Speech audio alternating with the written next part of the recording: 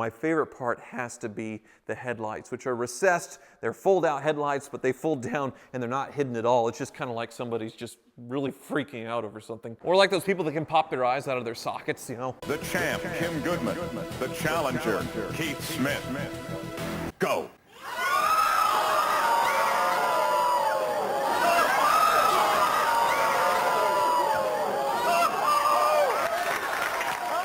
Welcome to Hoovie's Garage, the dumbest automotive channel in all of YouTube, and this is my latest purchase, a 1988 Porsche 928 S4 with only 43,000 miles on it, a 5-speed manual transmission, and a really cool color, Cassie Red, one of my favorite colors from this era of Porsche with a burgundy interior. It's in great shape, and I believe this is the last vintage Porsche that is really worth buying. Everything else is blown up to such stupid proportions, or it doesn't offer that great of a driving experience that this really is it for now. But I bought this thing after a Bring a Trailer auction where I bid on it. It didn't meet reserve on that huge platform at $28,000. I was able to make a deal afterwards for a little bit more, but I'll talk about why I don't think this car met its reserve in a little bit. But first, let's get into the Porsche 928 history. This thing started in the late 1970s, had a long 20-year production run, and it was designed to replace the 911. Now, Doug DeMuro, who was formerly my daddy, now he's a real daddy now, congratulations, verified this story years ago that Porsche had planned to end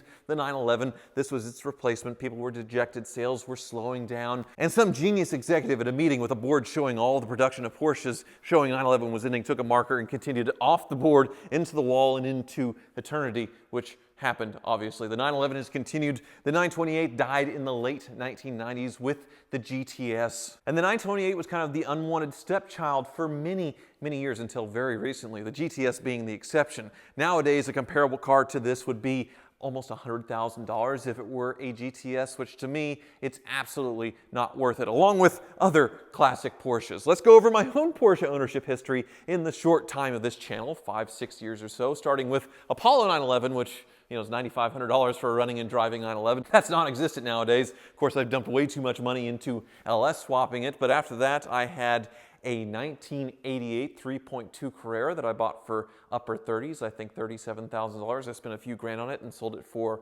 a little less than what I paid for it. That car is probably worth $50,000 now. I also had a 996 Turbo that had 70,000 miles on it or so. I bought it on Bring a Trailer for $36,000. The bottom on that's probably $50,000, $60,000 and up. Thank you, Magnus Walker, for buying a 996 and telling everybody it's okay to like those cars, because now the 996, totally stupid. I had plenty of those cars. Now they are $30,000, $40,000 up for, normal examples with a little less than 100,000 miles. Air-cooled 911s from this era of Porsche are just absolutely stupid. Something like this with the same miles, the same color would be well over $100,000 if it were a 911 rather than a 928. And then, of course, the vintage cars, the pre-impact 911s and the 356s have always been high, but they offer the driving experience kind of like a Beetle. In my opinion, this is it. This is the last vintage Porsche really worth buying. The 928 GTS, like I said, is too expensive. The older ones, well, they're too slow. 200 and something horsepower in a big old vehicle like this, not very exciting, despite some prices getting really high there, including the risky business 928 that sold at Barrett Jackson for almost $2 million, the one driven by Tom Cruise. It's absolutely insane. It kind of woke people up to these 928s, and I see the prices kind of ratcheting up and up and up. So really, if you want one, buy it while you still can, but I really think the S4 is the one to buy, because this one, 315 horsepower. You got a modern 4-speed automatic or a very nice dogleg 5-speed manual. It is a very comfortable GT cruiser that offers a very modern but very different experience than, say, a 911 of this era, and that's why I like it so much. It's amazing that I never owned one of these back when they were cheap. Back in the period, I was kind of scared of the high maintenance. People talk about how crazy stupid the maintenance, because this thing has a timing belt and such, but of course nowadays it's not a big deal. We'll get into that in a little bit. But for around $30,000 or less, unless you get a 996 that has a lot of miles on it, this is really it, and I do think it is a fantastic buy for now. Now I know some Porsche enthusiasts are screaming at the monitor right now, Tyler, there's other cool cheap Porsches out there other than this, and yeah, the 944 is cool, but it has half the horsepower of this, and a 944 turbo has completely blown up. That's now a $40,000, $50,000 car for something with this kind of miles on it. Just absolutely crazy. The 924 is too slow, not special enough. The 914, also going up in value, pretty slow unless it's the 6-cylinder one. Those are skyrocketing in value. This is really it, and I was so happy to get it, especially in this color combo, but you would think even on Bring a Trailer with this much exposure, it would bring more than this, say $40-something thousand, but this one has sort of a weird story, which is why I like it. It's also a really weird car, which is why I like it so much, so let's start a tour of this thing. Starting with the really long production of these things. Yeah, it's not as long as the 911, which has had many different iterations, but 20 years on basically one chassis of car is a very long time, and my favorite part has to be the headlights, which are recessed. They're fold-out headlights, but they fold down and they're not hidden at all. It's just kind of like somebody's just really freaking out over something. Or like those people that can pop their eyes out of their sockets, you know? Look at that. Just so freaking cool that they recess away for aerodynamics, but pop out like that, like a frog. I've always just been fascinated by that ever since I was a kid, and my neighbor across the street, his dad had one or two or now several 928s. He drove these in Toyota Previas still to this day. The headlights, so darn cool. The whole shape of this car, supposed to be kind of a shark, but a GT car. It's just weird, but it's aged so well in my opinion. And the S4 really does a good job of sort of updating the look to make it a little more modern. Yeah, the phone dial wheels, as they called them, were cool, but these flat-edged, you don't see them all polished up and nice like this. They do look really, really nice. The spoiler does a good job breaking up the swoopiness and sort of the awkwardness of this rear 3/4 window here. It's just enormously big in a strange shape. No other car has a rear side window like that. Of course, it's a hatchback with 4 seats. And this color combo, this Cassie red, is just awesome with the burgundy interior. I was so happy to find one in this color because the interior, lots of burgundy in here. But there is one thing maybe that might not be stock, I'm not sure. That's the steering wheel cover here, or the horn cover, if you will. They put the Porsche badge kind of raised up like it's a wart or a pimple or something. I want to pop it, but it won't pop. I seriously doubt that's factory. Maybe some Porsche expert can tell me if it is or not, but I do think this is. Here the door cards are. I think the Porsche script is original, but the seats in this thing, they are so nice and comfortable. Way more comfortable than a 911 because this is a cross-country GT car and it has a lot more creature comforts. You see we have vents here, 1, 2, 3, 4, 5, 6, and then the rear has 4 vents all on their own, which is absolutely insane. The rear passengers even have a sun visor, which makes no sense because that's basically right in their face. Maybe it's just for the driver. I'm not sure because of this giant window to do that, but there is a sun visor back here. These seats also fold down flat to where you have a really full cargo area, which you cannot do on a 911 since the engine is in the back. This one, the transmission is mounted in the back. It's a transaxle with a torque tube going along here to the V8 engine. We'll look under the hood in a little bit, but look at this wild interior. You have 2 different control knobs for the climate control, 2 different fans. You have the window controls, which are not far enough away from the sunroof, so you can accidentally pop the sunroof. Looks like the rear wiper here, but this button doesn't do anything. The other side of the windows, you can see this one is a 5-speed manual, but it actually didn't start life as a 5-speed manual. That's what made this car kind of weird and kind of cheap, because it really scared off the purists because somebody swapped a 5-speed manual on this thing, but they were completely crazy and spent almost $18,000 doing it. $18,000 to do it perfectly, to do it right. And there's really no differentiating this thing from an automatic transmission car, which they're pretty good cars themselves. The early ones were 3 speeds, not as good. The 4-speed was much better, but still a slush box. The only thing that you can tell is it still has in the tachometer the indicators for the automatic transmission, which you can see they went so crazy on the detail. When you put this thing in reverse, it still lights up the R light and turns on the reverse lights, so that all still works. I love these 80s cars with this cockpit kind of fighter jet illuminated lamps here. You can see the exclamation point. There's another warning down here for the parking brake being set and the engine not running. This is for the door locks, which are making insane noises right now, being power operated. But then also they make the manual knob, and it's so overkill here. There's so many overkill things. The knobs here are all circular for the lights, but then these are push buttons for the fogs. This is the odometer reset, which you see I just reset the odometer there. You have memory seating that is mounted sideways, which is really weird. And then the sunroof is also very, very strange. It is a super, super small opening.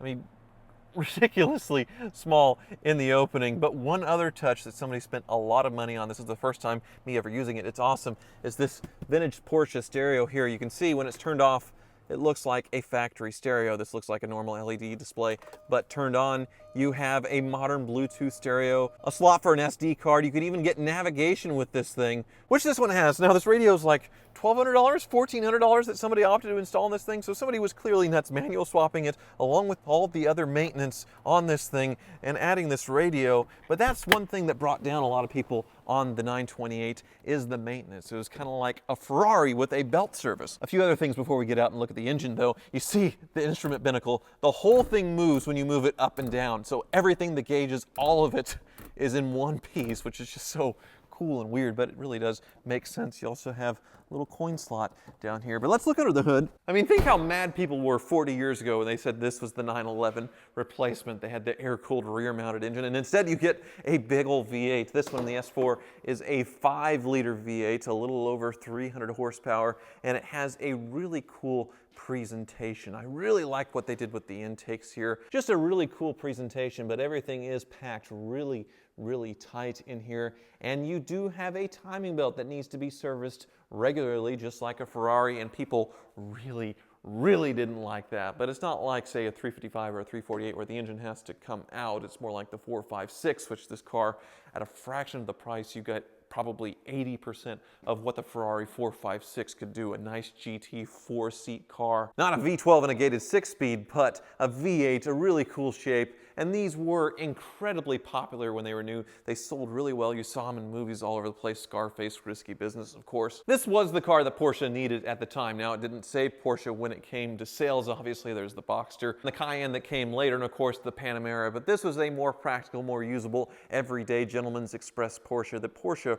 really needed to make to survive. But I don't think they compromised on anything. Now, as far as defects on mine, obviously, being an automatic car, that was a big ding on it. Why Porsche purists didn't want it, and crazily, it sold for less than, say, something with 40,000 miles like this in an automatic would have sold for if they had just left it alone. It was really weird. But also, the other reason, I think the pictures kind of hurt it, because the photos were taken sort of in a dark parking garage that made for really cool shots, but not very confidence-inspiring when it comes to looking at a car for sale. It's getting photos in the dark. Kind of gives a shady vibe, but the seller wasn't shady at all. It's actually a very nice car, and he immediately took the money and bought a 944 Turbo, which, I mean, I guess, but I would rather have this thing. As far as defects go, it's mostly just from age, but you can see the bottom of the bumper has a crack right here, which can be fixed. Really little dings and things throughout the front bumper to where that can be repainted.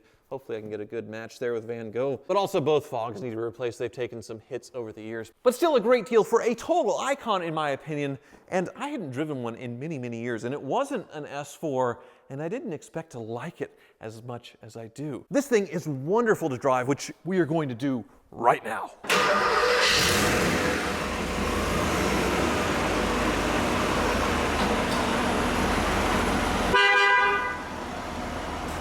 I'll close the sunroof just for better sound and shadows, but it unfortunately makes kind of a farting noise when you close it. Somewhat amusing, but it works. Now we can pull out and actually get on this thing a little bit with 315 horsepower. It is absolutely plenty.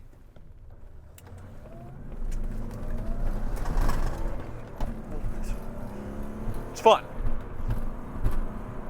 I mean, by modern standards, it's not fast, but it is fun enough to be engaging, where you feel some excitement when you put the pedal down and you don't have to worry about a modern Honda Civic beating you at a stoplight, you know? Now, this Porsche does feel very well put together, but there is one annoying rattle in the door around the door lock area that needs to be fixed. But the quality overall does seem pretty nice. For the era, it is really good. Say it's not a Ferrari 456 or something of that quality, but the price. This was a $70,000 car back in the 80s, which was more than, say, the average price of a house in the Midwest. So you got a lot, and now it is a great value. One of the last. Now I can downshift here in the dog leg, which is weird. Down left is first to get onto the highway, or up middle in second. Give it the beans. Might have a little exhaust leak.